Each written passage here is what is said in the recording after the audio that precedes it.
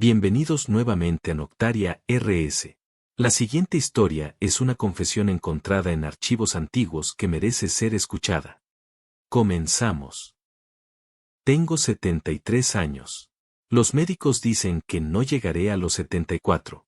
El cáncer que lleva 2 años comiéndome los pulmones ha decidido que ya es suficiente, y yo, que he visto suficiente muerte en mi vida para reconocerla cuando se sienta a mi lado, no tengo razones para contradecirlos. No tengo miedo de morir. Tuve miedo durante muchos años, no a la muerte en sí sino a lo que viene después, a si existe alguna forma de justicia más allá de esta vida que pudiera reclamarme por lo que hice y lo que no hice en la isla.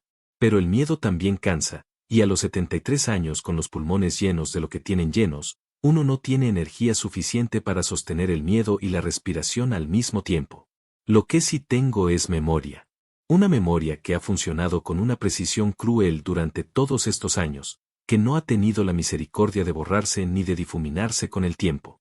Cada cara, cada sonido, cada cosa que vi, cada cosa que hice, cada cosa que permití que ocurriera mientras miraba hacia otro lado porque mirar hacia otro lado era más fácil que hacer lo correcto. Durante 27 años guardé el secreto que me pidieron guardar. Firmé los documentos que me pusieron enfrente. Tomé el dinero que me ofrecieron. Cambié de ciudad, de nombre, de trabajo. Construí una vida nueva sobre los cimientos de una mentira que era tan grande que a veces casi parecía sólida. Pero las mentiras no son sólidas. Son huecas. Y cuando uno vive encima de algo hueco durante suficiente tiempo, eventualmente aprende a reconocer el sonido que hace el suelo cuando uno camina sobre él. Me llamo Clara Bass. Ese no es el nombre que uso desde 1920, pero es el nombre que tenía cuando llegué a la isla, y es el nombre con el que quiero que se recuerde lo que voy a contar. Esto es lo que ocurrió en la isla de Greywater entre los años 1911 y 1920. Esto es lo que el gobierno sabe y lo que el gobierno no quiere que nadie más sepa. Esto es lo que llevo 27 años cargando en los pulmones, y no es el cáncer, aunque el cáncer haya llegado como si quisiera asegurarse de que lo saco antes de que sea demasiado tarde. Que quede escrito. Que alguien lo lea. Que alguien sepa. El año era 1911 y yo tenía 24 años y la certeza absoluta, tan característica de los 24 años, de que hacer el bien era una cuestión de querer hacerlo. Que si uno se levantaba cada mañana con la intención correcta y ponía las manos al servicio de algo útil, el resultado sería necesariamente bueno. Era una certeza hermosa. No la he vuelto a tener y no la echo de menos, porque las certezas hermosas son las más peligrosas de todas, son las que nos llevan a lugares de los que no podemos volver. Había terminado mi formación como enfermera en el Hospital General de Edimburgo 2 años antes, en 1909. Los 2 años siguientes los había pasado trabajando en la sala de medicina general de ese mismo hospital, cambiando vendajes, administrando medicamentos, asistiendo en procedimientos que en la medicina de principios de siglo eran tan rudimentarios que a veces pienso que los pacientes sobrevivían más a pesar de nosotros que gracias a nosotros. Era trabajo duro y honesto y me gustaba de la manera en que le gusta el trabajo a quien ha encontrado algo que corresponde a lo que es. El anuncio llegó a través de la dirección del hospital. El gobierno estaba organizando una instalación médica en una isla frente a la costa escocesa, una isla que se llamaba Greywater y que había pertenecido a una familia noble que la había vendido al Estado hacía algunos años. La instalación tendría 2 funciones. Por un lado, serviría como instalación de cuarentena y aislamiento para casos de enfermedades infecciosas graves que requirieran separación de la población general. Por otro lado, funcionaría como hospital psiquiátrico para casos que necesitaran internamiento prolongado en condiciones de seguridad. Buscaban personal médico. Médicos, enfermeras, personal de apoyo. El sueldo era considerablemente mejor que el del Hospital General, lo cual para una enfermera de 24 años sin familia cercana que dependiera de ella era un argumento que no requería mucha deliberación. El anuncio mencionaba también las condiciones del lugar, alojamiento proporcionado en la misma isla, aire limpio, paisaje de costa escocesa, un ambiente que se describiría como tranquilo y ordenado. Me presenté al día siguiente de ver el anuncio. La entrevista fue con un hombre llamado Dr. Aldrich Maurne, que resultaría ser el director médico de la instalación. Tenía unos 50 años, pelo gris perfectamente peinado, modales que eran la versión médica de la aristocracia escocesa, esa combinación de corrección formal y condescendencia suave que uno aprende a navegar cuando trabaja en instituciones de cierto tipo. Me hizo preguntas sobre mi formación, sobre mi experiencia, sobre mi disposición a trabajar en condiciones de aislamiento geográfico. Me dijo que el trabajo requería discreción, que muchos de los casos que trataríamos eran de naturaleza sensible, que el gobierno había invertido considerablemente en la instalación y que esperaba un funcionamiento que estuviera a la altura de esa inversión. Le dije que entendía. Le dije que estaba disponible. Le dije que la discreción era algo que tomaba en serio. Qué fácil es decir esas palabras cuando no se sabe lo que significarán. Me incorporé al personal de Greatwater en abril de 1911. El viaje a la isla se hacía en un barco pequeño que tardaba aproximadamente 2 horas desde el puerto más cercano en la costa. Era un barco que se usaba exclusivamente para el transporte de personal y suministros a la instalación, con una frecuencia de 2 veces por semana en condiciones normales. En condiciones de mal tiempo, que en la costa escocesa no eran inusuales, la frecuencia podía reducirse a 1 vez por semana o suspenderse temporalmente. La isla me gustó al llegar. Es importante que diga eso, que no pretenda que desde el principio sentí algo sombrío o presagioso, porque sería mentira y la mentira es exactamente de lo que quiero alejarme en este documento. La isla era hermosa de la manera en que son hermosas las cosas brutas y sin pretensiones, roca gris, hierba verde vivo, cielo que cambiaba de color cada 20 minutos según las nubes, el sonido constante del mar que al cabo de unos días uno deja de escuchar como ruido externo y empieza a escuchar como parte del ritmo propio del cuerpo. Las instalaciones eran nuevas y funcionales. Había un edificio principal que contenía las salas médicas, el quirófano, la farmacia y los despachos del personal médico. Había un edificio separado para el ala psiquiátrica, construido con más solidez que el principal, con ventanas más pequeñas y puertas más gruesas. Había un edificio de alojamiento para el personal, dividido en zonas separadas según el rango y el género. Y había varios edificios de servicio para los suministros, el generador eléctrico, la lavandería. Todo nuevo.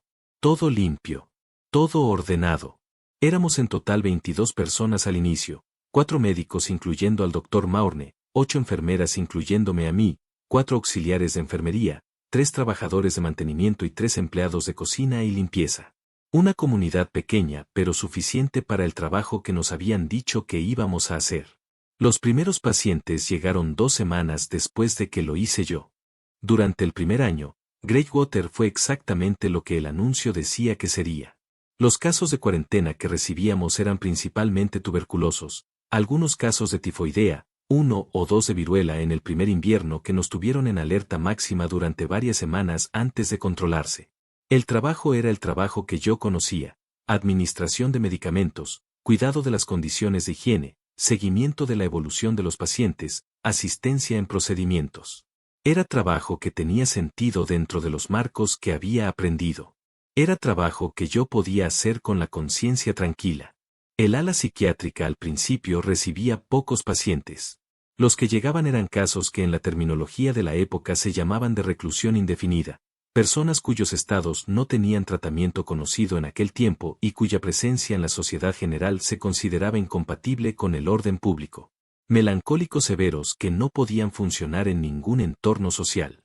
Casos de lo que entonces llamaban demencia precoz y que hoy llamaríamos de otra manera. Algunos con comportamientos violentos que habían resultado en incidentes antes de su internamiento. Los tratábamos con lo que había disponible en aquella época, que era poco y frecuentemente ineficaz: reposo, alimentación regulada, baños de agua fría que se creían terapéuticos, en algunos casos láudano para los más agitados. Nada que en la medicina actual se reconocería como tratamiento. Pero era lo que sabíamos hacer y lo hacíamos con la intención de ayudar, que en aquel tiempo era más de lo que muchos pacientes psiquiátricos recibían en otros lugares. La persona de ese periodo que recuerdo con más claridad no era un paciente sino una colega. Su nombre era Agnes Harley, enfermera jefe del ala psiquiátrica, escocesa de las Highlands, de unos 40 años, con manos grandes y capaces y una manera directa de decir las cosas que al principio me parecía brusquedad y con el tiempo aprendí a reconocer como honestidad. Agnes había estado en varios hospitales psiquiátricos antes de Greatwater y tenía la perspectiva de alguien que ha visto suficiente como para no hacerse ilusiones, pero que todavía no ha visto suficiente como para perder la compasión. Me enseñó cosas que no estaban en los libros. Me enseñó a hablar con los pacientes psiquiátricos de manera que el miedo que inevitablemente generaba el ambiente institucional no se añadiera al miedo que ya traían. Me enseñó a reconocer cuando un paciente estaba deteriorando antes de que los síntomas fueran evidentes para cualquiera. Me enseñó que la diferencia entre un buen cuidador y un mal cuidador no siempre estaba en el conocimiento técnico, sino en la disposición a seguir viendo la persona dentro del paciente. Agnès es la persona de la isla a quien más lamento. No voy a adelantarme a lo que ocurrió.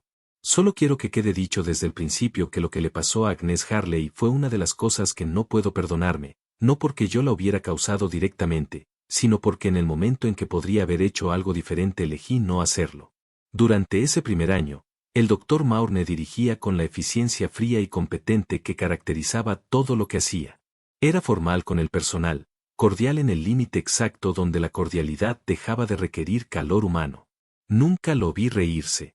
Nunca lo vi mostrar ninguna emoción que no estuviera al servicio de algún propósito instrumental. Pero era competente, era justo en sus evaluaciones del trabajo del personal, y mantenía el orden de la instalación con una precisión que en aquel momento yo admiraba. El cambio llegó en la primavera de 1912. No llegó solo.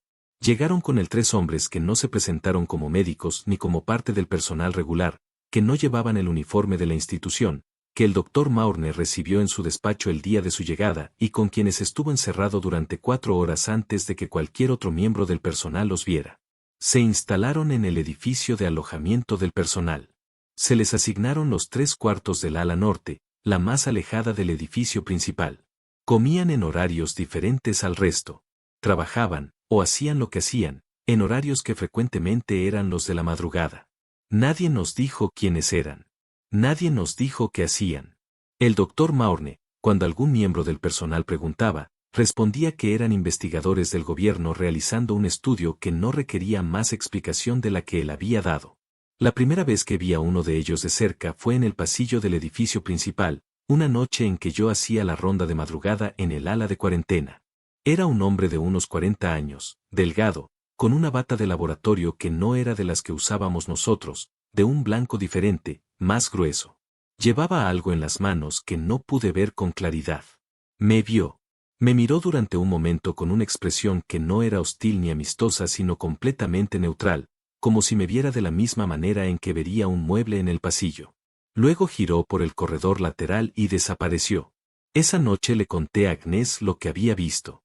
Ella me escuchó con su característica atención directa y luego dijo algo que en aquel momento me pareció excesivamente alarmista y que con el tiempo entendí que era exactamente la lectura correcta de la situación.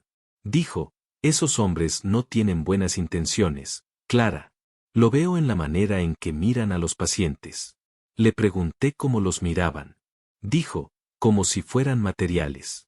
Las primeras irregularidades fueron pequeñas.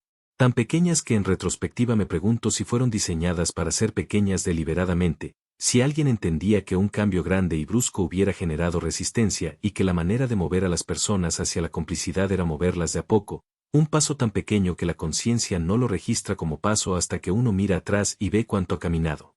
Empezó con los registros. En cualquier institución médica, los registros son el esqueleto del funcionamiento. Cada paciente tiene un expediente, cada tratamiento se documenta, cada cambio en el estado se anota. Era una práctica que yo había aprendido desde el primer día de formación y que consideraba tan fundamental como la higiene o la dosificación correcta de los medicamentos. Los registros eran la manera en que uno podía saber qué le había pasado a un paciente, que había funcionado y que no, que había determinado el estado presente. A mediados de 1912, el Dr. Maurne emitió una directiva que modificaba el protocolo de registros para ciertos pacientes. Los pacientes que él identificaría como parte de lo que llamó el programa de estudio avanzado tendrían expedientes separados, a los que solo él y los 3 investigadores tendrían acceso. El personal de enfermería que trabajara con esos pacientes documentaría sus observaciones en formularios específicos que entregaría directamente al doctor, sin conservar copias. La explicación que dio fue que el programa de estudio avanzado era de naturaleza confidencial por razones de investigación y que la limitación del acceso a los registros era un requisito del gobierno que financiaba la investigación. Agnès fue la única que protestó directamente. En la reunión de personal donde se anunció la directiva, Levantó la mano y preguntó si eso significaba que el personal de enfermería trabajaría con pacientes cuyos historiales clínicos completos no podría consultar. El doctor Maurne le dijo que en esos casos el personal de enfermería recibiría las instrucciones específicas necesarias para cada paciente y que eso sería suficiente para el trabajo que se esperaba de ellos. Agnes dijo que eso no era suficiente para un trabajo médico responsable. El doctor Maurne la miró durante un momento. Luego dijo que agradecía su opinión y que la directiva se implementaría como había sido anunciada. Después de esa reunión, varios de nosotros comentamos entre nosotros la incomodidad que la nueva directiva generaba. Pero la incomodidad no se convirtió en acción. La incomodidad se convirtió en adaptación, en la manera en que la gente se adapta a las reglas de los lugares en que trabaja cuando las consecuencias de no adaptarse son más inmediatas que las consecuencias de adaptarse. Necesitábamos el trabajo. La isla era remota. Las alternativas no eran inmediatas. Y además, nos decíamos, quizás había razones legítimas. Quizás el gobierno sabía algo que nosotros no. Eso nos decíamos. La segunda irregularidad llegó 2 meses después. Algunos pacientes del ala psiquiátrica, los identificados para el programa de estudio avanzado, comenzaron a ser trasladados a un espacio que hasta ese momento no había sido utilizado, el sótano del ala psiquiátrica, un nivel subterráneo que originalmente estaba designado como almacén. Lo habían acondicionado, eso era evidente porque el ruido de la remodelación había durado semanas, pero ningún miembro del personal de enfermería tenía acceso a ese nivel. Solo los 3 investigadores y el doctor Maurne bajaban ahí. Yo bajé una vez.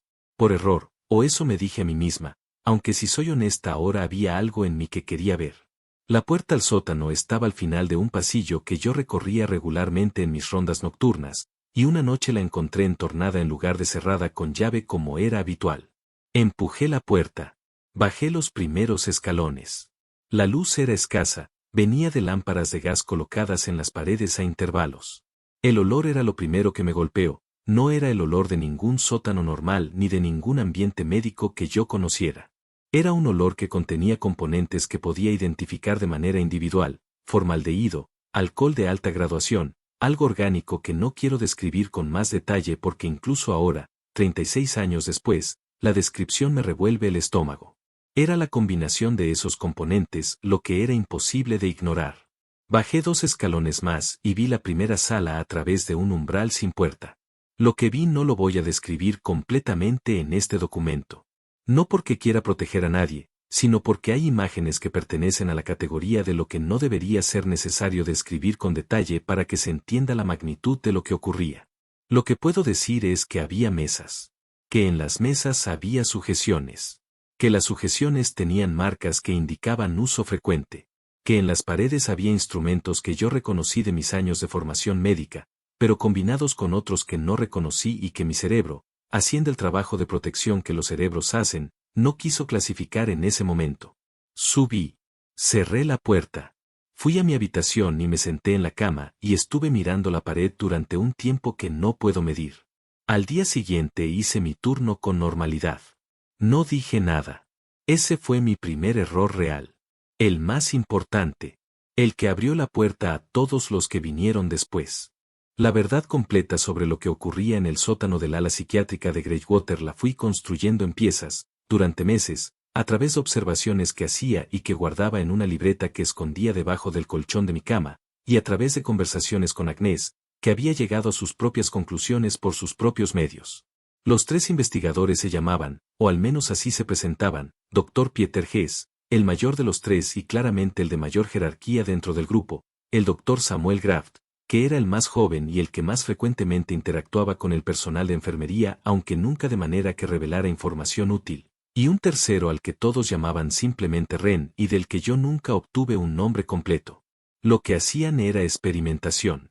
No en el sentido que la palabra tiene en la medicina legítima, no en el sentido de ensayar tratamientos con la esperanza de encontrar curas. Lo que hacían era experimentación en el sentido más bruto y más desnudo del término. Aplicar cosas a cuerpos humanos para ver qué ocurría. Algunas de esas cosas eran de naturaleza química.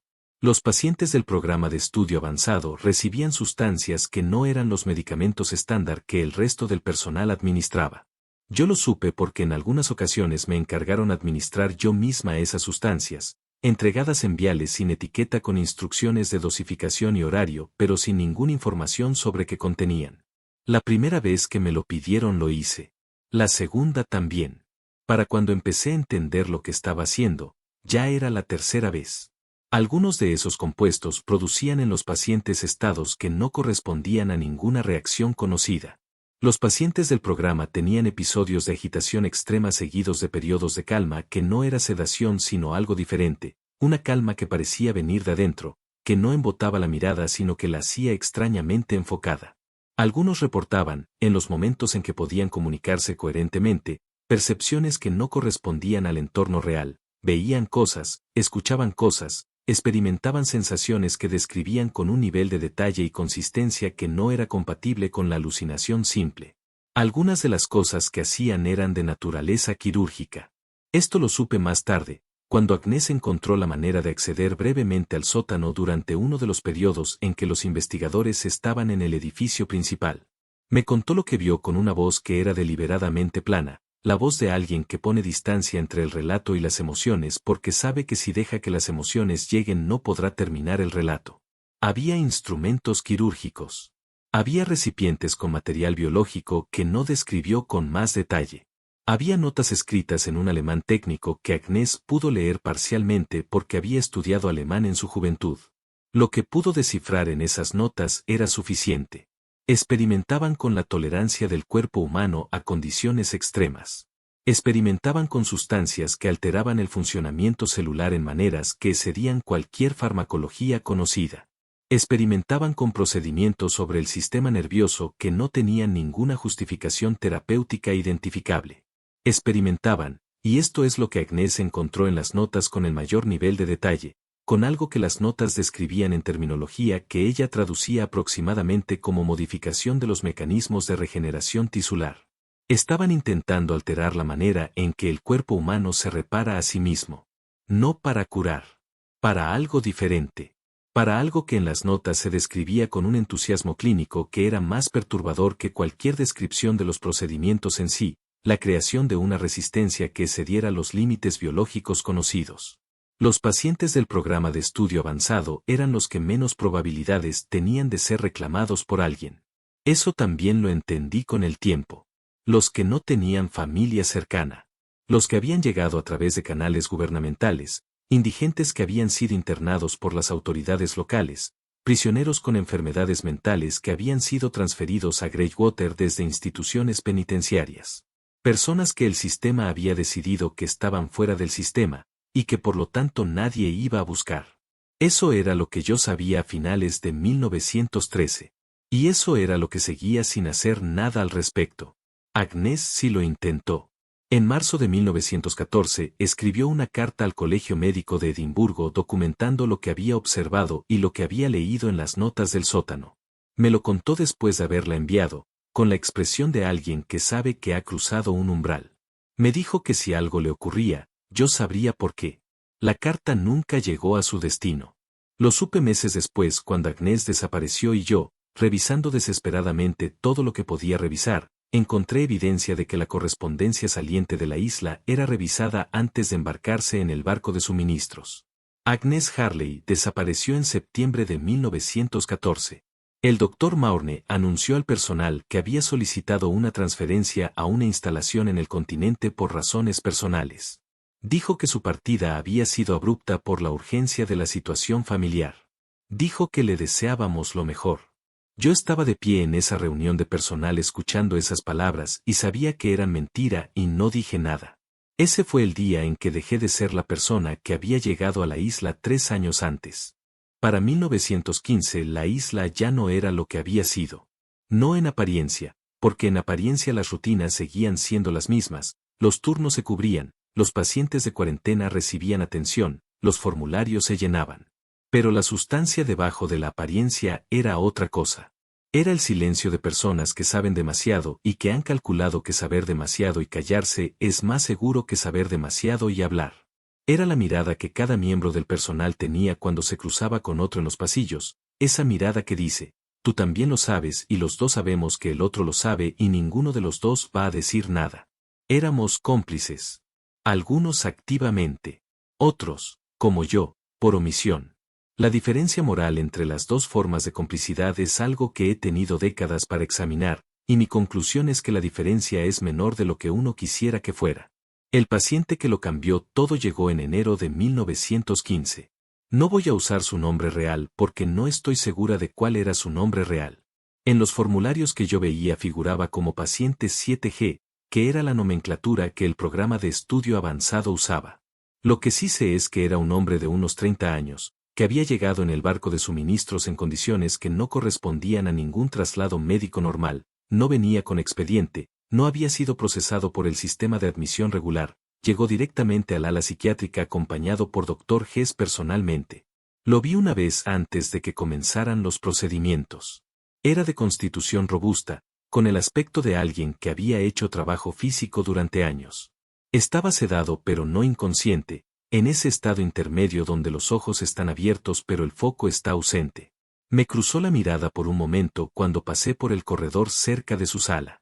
Había algo en esa mirada que me perturbó de una manera que no pude articular en ese momento y que tardé semanas en entender. Era la mirada de alguien que está asustado pero que ya no espera ayuda de ninguna fuente humana. Durante las semanas siguientes, el paciente 7G fue el centro del trabajo del sótano.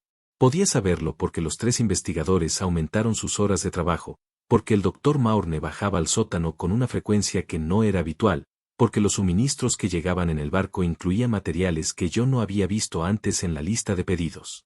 Lo que le hicieron al paciente 7G en esas semanas fue la culminación de todo lo que habían estado desarrollando durante años. Los compuestos que habían probado en otros pacientes, los procedimientos quirúrgicos, las modificaciones que habían intentado producir en el tejido vivo, todo eso convergió en ese hombre de una manera que debió haberles parecido, en el momento, como el logro que habían estado buscando. Lo que produjeron no fue lo que buscaban. O quizás sí lo fue, pero sin anticipar las consecuencias de haberlo logrado. La primera señal de que algo había cambiado fue el sonido. Una noche a finales de febrero de 1915, durante mi ronda de madrugada, escuché algo que venía del ala psiquiátrica. No era el llanto o los gritos que ocasionalmente formaban parte del sonido de fondo de ese edificio. Era algo diferente. Un sonido que mi cerebro clasificó inicialmente como animal y que cuando me acerqué lo suficiente para escucharlo con más claridad, solo podía describir como el sonido de algo que se mueve de maneras que no debería poder moverse. Vino del sótano. No bajé. Me quedé en el pasillo con la mano sobre la puerta y el corazón en un ritmo que no tenía nada que ver con el esfuerzo físico. El sonido duró quizás 2 minutos. Luego se detuvo. Luego hubo voces, bajas pero urgentes, que reconocí como las de los investigadores. Luego silencio. A la mañana siguiente, el Dr. Maurne convocó una reunión de personal inusual. Tenía el aspecto de alguien que no ha dormido, lo cual en él era tan infrecuente como ver emoción en su cara. Dijo que el paciente 7G había experimentado una crisis durante la noche y que requería aislamiento completo. Dijo que nadie del personal de enfermería debía acercarse a su sala. Dijo que toda interacción con ese paciente sería manejada exclusivamente por los investigadores. Nos preguntó si había alguna pregunta. Nadie preguntó nada. Esa tarde, mientras yo pasaba por el corredor adyacente al sótano en una ronda rutinaria, escuché algo a través de la puerta cerrada que no voy a describir con detalle en este documento. Lo que sí diré es que era la voz del paciente 7G, y que no era el sonido de un hombre en dolor, aunque había dolor en ello. Era el sonido de alguien que ya no era completamente lo que había sido cuando llegó. Durante la semana siguiente, 2 pacientes del ala psiquiátrica que ocupaban salas en el nivel superior, directamente encima del sótano, comenzaron a mostrar comportamientos que no correspondían a sus diagnósticos previos. Uno, que había sido un melancólico severo en estado casi vegetativo durante meses, de repente mostró una agitación que lo llevó a intentar arrancar las sujeciones de su cama con una fuerza que no debería haber tenido en su estado de debilitamiento. El otro comenzó a hablar de manera continua y acelerada de algo que estaba debajo, que lo llamaba, que lo quería cerca. Informé a ambos casos al Dr. Maurne. Me dijo que los mantuviera sedados y que no los anotara en los registros estándar sino en el formulario especial del programa. Así lo hice. Y así permití que continuara lo que continuó. Marzo de 1915. El mes en que ya no fue posible negar que algo fundamental había cambiado en la isla. El paciente 7G desapareció de su sala en la noche del 4 de marzo. No escapó, porque las puertas del sótano estaban cerradas con llave y no había señales de que hubiera forzado ninguna cerradura. Simplemente no estaba donde debería haber estado cuando los investigadores fueron a revisarlo por la mañana. El doctor Maurne convocó una búsqueda interna que duró 2 días y que no encontró nada. Lo que sí encontraron, en el segundo día de búsqueda, fue al doctor Graft. Estaba en el almacén de suministros del ala psiquiátrica, en un rincón donde había estado sentado o acostado durante un periodo que los investigadores estimaron en varias horas. No estaba muerto. Estaba vivo y consciente. Pero cuando los otros investigadores lo encontraron y le hablaron, la respuesta que dio no correspondía a ninguna pregunta que hubieran hecho. Respondía a algo que solo él escuchaba. Sus ojos se movían de una manera que no seguía ningún objeto visible en la habitación. Lo que el doctor Graff decía, en los fragmentos coherentes que el personal que lo asistió pudo entender, era esto, que había encontrado algo. Que había estado en un lugar que no podía describir en términos geográficos, pero que se sentía como debajo. Que lo que había ahí no era monstruoso, era simplemente diferente. Que la diferencia era tan grande que el cerebro humano no tenía herramientas adecuadas para procesarla. En el lapso de 2 semanas, 4 pacientes más del ala psiquiátrica mostraron comportamientos similares a los que yo había reportado anteriormente. Agitación repentina e inexplicable seguida de periodos de calma fija. Comunicación de contenidos que no correspondían al entorno real. En 2 de los casos, algo físico que no tengo mejor manera de describir que como cambios en la piel, áreas donde la textura era diferente a lo que había sido, donde la coloración había cambiado en patrones que no correspondían a ninguna condición dermatológica que yo conociera. Informé los cambios físicos al doctor Maurne. Me miró durante un momento con una expresión que no era sorpresa. Era reconocimiento. Como alguien que ve llegar algo que había anticipado, quizás incluso esperado, aunque no necesariamente en este momento o de esta manera. Me dijo que era parte del proceso.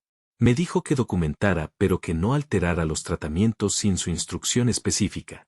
Me dijo que la investigación estaba entrando en una fase crítica y que la discreción era más importante que nunca. Le pregunté, y fue la primera vez en años que le pregunté algo directamente en lugar de acatar, ¿qué proceso? ¿Qué investigación? ¿Qué están buscando? Me miró durante un tiempo que se sintió largo. Luego dijo algo que probablemente creyó que era una respuesta tranquilizadora y que fue exactamente lo contrario. Dijo, estamos intentando entender los límites de lo que el cuerpo humano puede incorporar antes de que deje de ser reconociblemente humano. Los resultados hasta ahora sugieren que esos límites son considerablemente más flexibles de lo que la ciencia convencional ha supuesto. Salí de su despacho. Fui al baño del personal y vomité. Esa misma noche desapareció la primera enfermera. Se llamaba Ruth Altman, llevaba en la isla desde el principio, como yo. Hacía el turno de noche en el ala de cuarentena. Por la mañana no estaba en su puesto ni en su habitación. El doctor Maurne anunció que había tenido una emergencia familiar y había tomado el barco de suministros de la madrugada. El barco de suministros de la madrugada no existía. El barco venía 2 veces por semana, y ninguno de esos días era el día en que Ruth desapareció. Lo verifiqué con el registro de llegadas que se mantenía en el despacho de administración, al que yo tenía acceso como parte de mis funciones. Ruth Altman no salió de la isla por el barco. Ruth Altman simplemente dejó de estar. En los meses siguientes, la cuenta de personas que simplemente dejaban de estar fue creciendo con una regularidad que era en sí misma aterradora. No explosiva, no dramática. Gradual. Como el agua que sube lentamente en un cuarto cerrado. Uno puede ver que está subiendo, pero hay algo en la gradualidad que impide que el cerebro actúe con la urgencia que la situación objetivamente requiere. Para el verano de 1916 habíamos pasado de 22 personas a 16. 6 personas habían desaparecido con explicaciones que no resistían ningún examen. Habían llegado nuevos pacientes al ala psiquiátrica, lo cual era inusual porque la capacidad de la instalación era limitada y la situación general ya era de desbordamiento. No llegaron por los canales habituales. Llegaron en embarcaciones que no eran el barco de suministros regular, en horarios nocturnos, sin proceso de admisión visible para el personal. Yo había dejado de dormir bien. No de manera aguda, no las noches en blanco completas que vendrían después. Dormía en fragmentos, con un nivel de alerta que nunca bajaba del todo, con la sensación que tengo que describir porque es importante para entender el ambiente de esos meses, la sensación de que el edificio en el que dormía tenía algo diferente de noche que de día. No una presencia en el sentido fantástico, algo más físico, más concreto, una calidad del aire, un sonido de fondo que era demasiado bajo para ser identificado claramente pero que estaba ahí, constante, como un tono que el edificio emitiera desde abajo. Desde abajo. En octubre de 1916 encontré la libreta. Estaba en la habitación que había ocupado el Dr. Graft antes de que su estado lo hiciera incapaz de funcionar de manera independiente. Habían cambiado al Dr. Graft al ala psiquiátrica, donde ahora era técnicamente un paciente aunque nadie lo describía con esa palabra en presencia de los investigadores que quedaban. Su habitación había sido reasignada a uno de los nuevos auxiliares, pero en la transición alguien había pasado por alto revisar el espacio debajo de la segunda tabla suelta en el armario, que fue donde encontré la libreta cuando fui a buscar unas sábanas que el auxiliar nuevo necesitaba. La libreta estaba en alemán, como las notas del sótano que Agnès había leído años antes. Mi alemán era básico, pero básico era suficiente para lo que necesitaba entender. El Dr. Hess la había comenzado como un diario de observaciones científicas, y en las primeras páginas era exactamente eso. Notaciones meticulosas de procedimientos, de compuestos, de reacciones observadas. La escritura era pequeña y precisa, la escritura de alguien entrenado para documentar con exactitud. Pero a partir de cierto punto, que correspondía aproximadamente a la época del paciente 7G, la escritura cambiaba. No en el idioma, en el tono, en el contenido. Las notaciones científicas se volvían más esporádicas y entre ellas aparecían pasajes que no tenían la estructura de la documentación científica. Eran más parecidos a lo que uno escribe cuando tiene miedo y necesita poner el miedo en palabras para poder manejarlo. Lo que el Dr. Hess escribía en esos pasajes era esto, que los resultados del programa habían excedido las expectativas en maneras que él no había anticipado. Que el compuesto que habían desarrollado y que habían aplicado al paciente 7G, había producido efectivamente las modificaciones que buscaban en los mecanismos de regeneración celular. Que esas modificaciones habían resultado en algo que en términos estrictamente biológicos solo podía describirse como una expansión de lo que el organismo consideraba a sí mismo. Que el paciente 7G ya no era simplemente un hombre. Era un hombre que se estaba convirtiendo en algo más grande. Que la frontera entre su cuerpo y el entorno inmediato se había vuelto permeable en maneras que él, el Dr. Hess, no podía explicar dentro de ningún marco biológico disponible. Que lo que el paciente 7G había comenzado a hacer con el espacio de la isla era algo para lo que él tampoco tenía palabras adecuadas, excepto que parecía que la isla se estaba convirtiendo en una extensión de él, o él en una extensión de la isla, o que la distinción entre las dos cosas se había vuelto irrelevante. Y que él, el Dr. Hess, que había diseñado el programa con la convicción de que controlaba completamente lo que hacía, ya no estaba seguro de eso. La última entrada de la libreta estaba fechada 3 semanas antes de que yo la encontrara. Decía, y lo traduzco lo mejor que puedo, ya no duermo en el mismo edificio 2 noches consecutivas. Ya no bajo al sótano. Lo que hay ahí abajo ya no espera que yo baje. Está subiendo.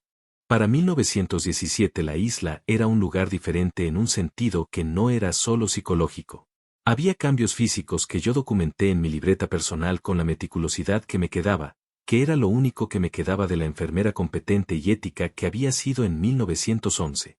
La vegetación en el sector sur de la isla, el área más cercana al ala psiquiátrica, había cambiado.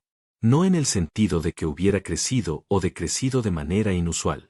En el sentido de que era diferente. Las plantas en esa área tenían una coloración que no correspondía a las estaciones. En pleno invierno, cuando la vegetación de la costa escocesa debería estar en su estado más árido, el sector sur tenía una densidad y una vitalidad que no correspondía. Y tenía algo más que tardé en poder articular, tenía una orientación. Las plantas en ese sector no crecían siguiendo la luz, que es lo que hacen las plantas.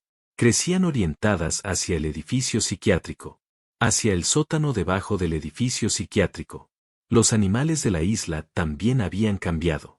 Había pájaros en la costa escocesa, siempre había habido, gaviotas y cormoranes que formaban parte del paisaje sonoro del lugar. Para 1917 los pájaros habían desaparecido del sector sur. Habían desaparecido también en un radio que se expandía lentamente desde ese sector. Y los que quedaban en el sector norte, cuando uno los observaba con atención, tenían un comportamiento que no era el de pájaros de costa normales. Se posaban mirando hacia el sur. Se inquietaban sin causa visible. En algunos casos, encontramos pájaros muertos cerca de la línea de expansión del área anómala, sin señales de causa de muerte identificable. Las personas seguían desapareciendo. Para el invierno de 1917 éramos 12 de los 22 originales, más los nuevos auxiliares que habían llegado de maneras irregulares. El doctor Maurne seguía dirigiendo las reuniones de personal con la misma formalidad de siempre, seguía emitiendo directivas, seguía respondiendo las preguntas con la misma información insuficiente que siempre. Pero había algo en él que era diferente. Algo en la manera en que sus ojos a veces perdían el foco de manera breve, de la misma manera que yo había visto perder el foco en los pacientes del programa. Dr. Hess había dejado de aparecer en las reuniones de personal. Cuando pregunté por él, el doctor Maurne dijo que estaba trabajando en el laboratorio. Ren, el tercero de los investigadores, había desaparecido en el otoño de 1917 sin ningún anuncio. Simplemente dejó de estar presente y nadie lo mencionó. En enero de 1918 ocurrió lo que yo llamo la Noche de las Puertas. Fue una noche de invierno con viento fuerte del norte que hacía ruido suficiente para cubrir otros sonidos. Me desperté a las 3 de la madrugada, lo cual ya era habitual para mí, y la diferencia con las otras noches fue que cuando intenté volver a dormirme no pude porque había algo que no era el viento. Era un sonido de movimiento. Movimiento en el corredor fuera de mi habitación. Movimiento en el edificio de alojamiento que a las 3 de la madrugada debería haber estado completamente quieto. Me levanté y abrí la puerta de mi habitación con la precaución de quien ha aprendido que la precaución es necesaria. El corredor estaba vacío. Pero las puertas de 4 de las otras habitaciones estaban abiertas. No entreabiertas. Abiertas de par en par, como las dejan las personas que salen y no tienen intención de volver o que salieron sin poder elegir la intención. Las 4 habitaciones estaban vacías. 4 personas que 3 horas antes habían estado durmiendo en sus camas. 4 personas que a la mañana siguiente el doctor Maurne anunciaría que habían solicitado traslado al continente por razones personales. 4 personas de las que yo nunca volvería a saber nada. Fui a la habitación del doctor Maurne. Golpeé. Tardó en responder. Cuando abrió tenía el aspecto de quien ha dormido completamente vestido. Le dije lo que había encontrado. Me miró durante un momento con esa expresión que ya reconocía como la expresión de alguien que ya sabe lo que se le está diciendo. Me dijo que volviera a mi habitación. Me dijo que por la mañana hablaríamos. Me dijo que no fuera al sector sur bajo ninguna circunstancia. Le pregunté por qué. Me dijo, porque lo que hay en el sector sur ya no distingue entre pacientes y personal. La decisión de evacuar la isla llegó desde el continente, no desde el doctor Maurne.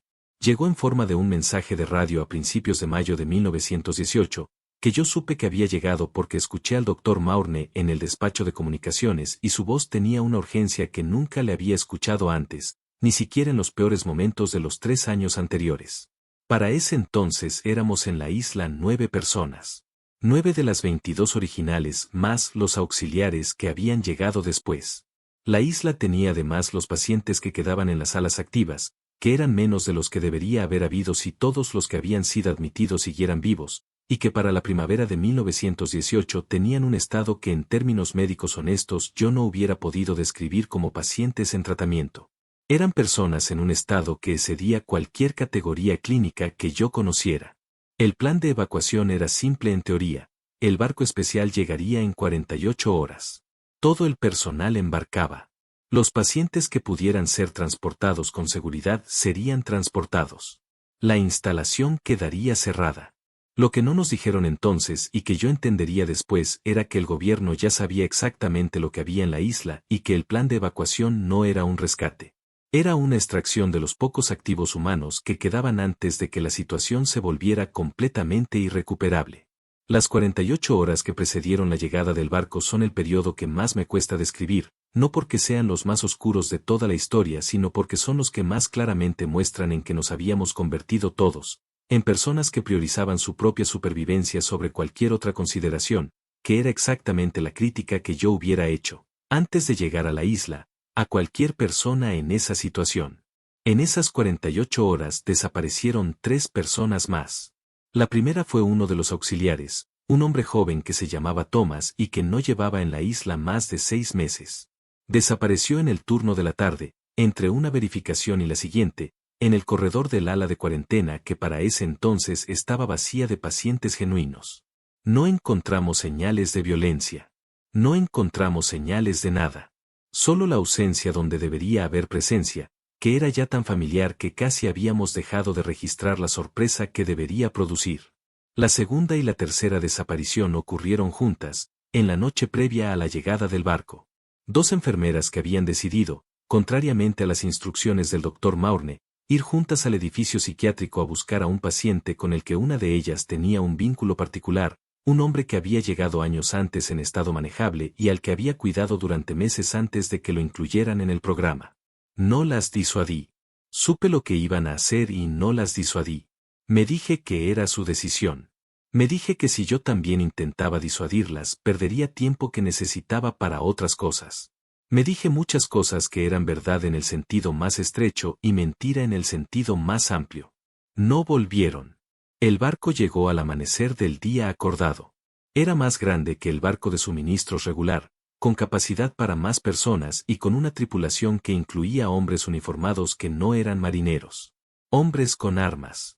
Hombres con la expresión de personas que han recibido instrucciones precisas sobre qué hacer y que no planean hacer nada fuera de esas instrucciones. El proceso de embarque fue caótico de la manera específica en que son caóticas las evacuaciones, en que el tiempo es real y el miedo es real y las instrucciones que uno ha recibido y las instrucciones que la situación dicta no coinciden. El doctor Maurne coordinaba con una voz que era más fuerte que su voz habitual, lo cual en él equivalía a gritar. Los hombres uniformados formaban un perímetro entre el muelle y el edificio principal. Había algo en el sector sur de la isla esa mañana que yo vi desde el muelle y que no voy a describir completamente. Lo que sí diré es que lo que había ahí no era el paciente 7G en ningún sentido que yo pudiera reconocer como la continuación de ese hombre. Era algo que usaba parte de lo que había sido ese hombre como un componente de algo más grande que había crecido durante 3 años en el sótano y en la tierra de la isla y que para esa mañana de mayo de 1918 era parte del paisaje de la isla de la misma manera que la roca y el pasto y el mar lo eran. Embarcamos. O más precisamente, algunos embarcamos. De los 9 que deberíamos haber sido, llegamos al barco 6. El doctor Maurne era uno de los 6. Yo era otro. Los 4 restantes eran 2 auxiliares y 2 miembros del personal de limpieza que habían pasado toda la evacuación con la cabeza baja y haciendo exactamente lo que se les decía, que resultó ser la estrategia de supervivencia más efectiva disponible en esas circunstancias. Los otros 3, que deberían haber sido los 6 que faltaban para completar los 9, no llegaron al barco. Cuando el barco empezó a alejarse del muelle, vi la isla desde la borda durante más tiempo del que probablemente era prudente. No vi nada que me persiguiera. No hubo nada dramático en la separación. La isla simplemente fue quedando atrás, sus edificios grises contra el cielo gris de la costa escocesa, aparentemente tranquila, aparentemente vacía. Aparentemente. En el continente nos separaron inmediatamente. No con violencia, no con coerción explícita. Con la eficiencia de quien ha planificado con anticipación lo que va a ocurrir cuando lleguemos. Nos llevaron a ubicaciones separadas, nos entrevistaron de manera individual durante días, nos hicieron firmar documentos que en su lenguaje formal y cuidadoso equivalían a esto: nunca habías estado en esa isla, nunca habías visto nada de lo que viste, y si alguna vez decías algo diferente, las consecuencias serían de una naturaleza que no especificaban pero que comunicaban con suficiente claridad como para no requerir especificación. Nos dieron dinero. Una suma que en 1918 era suficiente para establecerse en un lugar nuevo, para empezar de cero, para no tener que trabajar en la medicina si uno no quería volver a trabajar en la medicina, que en mi caso era exactamente lo que no quería. Nos dieron nuevas identidades. Documentos con nombres diferentes, historiales diferentes, procedencias diferentes. La infraestructura de la mentira era completa y estaba claramente preparada con anticipación, lo cual decía algo sobre cuánto había sabido el gobierno desde el principio y cuando había sabido que llegaría el momento de necesitar esa infraestructura. Al doctor Maurne no volví a verlo. No sé si sigue vivo. En este punto tendría más de 90 años, lo cual en condiciones normales haría improbable que siguiera vivo, aunque después de lo que vi en Greywater la noción de condiciones normales tiene para mí un peso diferente que para la mayoría de las personas. La isla fue clasificada, según lo que pude obtener años después a través de canales que no voy a describir, como zona restringida por razones de seguridad nacional. Hay una designación oficial que la describe como área de pruebas militares contaminada por materiales peligrosos del periodo de la Primera Guerra Mundial. Una mentira lo suficientemente plausible como para satisfacer a cualquiera que no tuviera razones específicas para cavar más hondo. Lo que hay en esa isla no son materiales peligrosos del periodo de la Primera Guerra Mundial.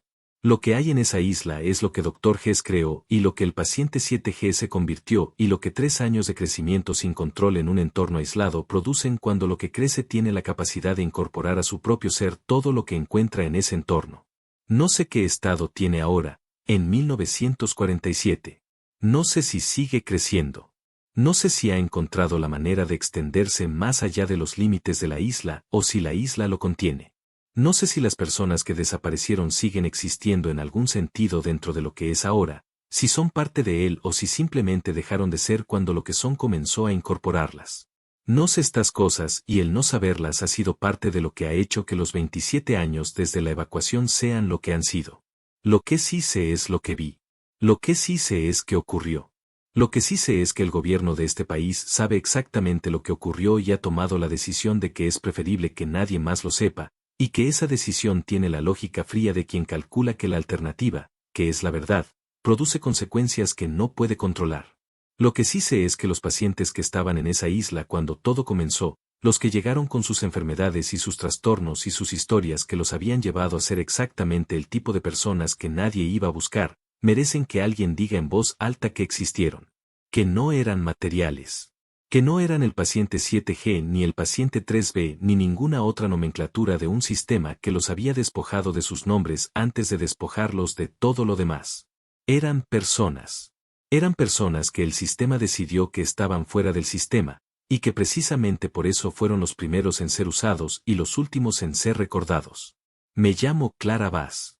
Eso es lo que fui antes de que me dieran otro nombre. Eso es lo que soy mientras escribo esto con los pulmones que me quedan y el tiempo que me queda, que los médicos dicen que no es mucho pero que es suficiente para esto. Lo que vi en la isla de Greywater entre 1911 y 1918 ocurrió. Lo que se hizo a los pacientes de esa isla ocurrió. Lo que creció en el sótano del ala psiquiátrica y se extendió a la tierra y al mar y al aire de ese lugar ocurrió. Lo que se llevaron consigo las personas que desaparecieron ocurrió, aunque no sé cómo describirlo mejor. Y la isla está ahí, clasificada como zona restringida por razones de seguridad nacional, cercada por aguas que las cartas de navegación marcan como peligrosas, sin barcos que se acerquen, sin vuelos que la sobrevuelen, sin satélites que la fotografíen con la resolución suficiente para mostrar lo que hay en ella.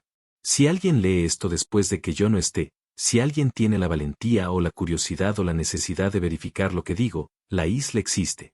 Las coordenadas son las que nunca olvidé porque algunas cosas el cerebro decide que no merece el esfuerzo de olvidar. 58 grados norte, 5 grados oeste. Frente a la costa escocesa. Marcada en los mapas con el nombre de Greywater, con una leyenda que dice zona de exclusión, acceso prohibido. Vayan. No entren. Pero vayan y miren desde el agua lo que hay en esa isla 30 años después. Y cuenten lo que ven. Yo ya hice mi parte. Clara Bass completó este documento en el otoño de 1947. Falleció 6 semanas después. El documento fue encontrado entre sus pertenencias por una persona no identificada que tomó la decisión de preservarlo. Lo que ocurrió con esa persona después de encontrarlo no forma parte de este registro. La isla de Greywater sigue clasificada como zona de exclusión. Las razones oficiales siguen siendo las mismas de 1920. Nadie ha preguntado por los pacientes. Esta historia es catalogada como ficción. Eso es lo que dicen. Si algo de lo que escuchaste hoy te parece demasiado específico para ser inventado, probablemente tienes razón. Suscríbete y activa la campanita. Nos vemos en un próximo video.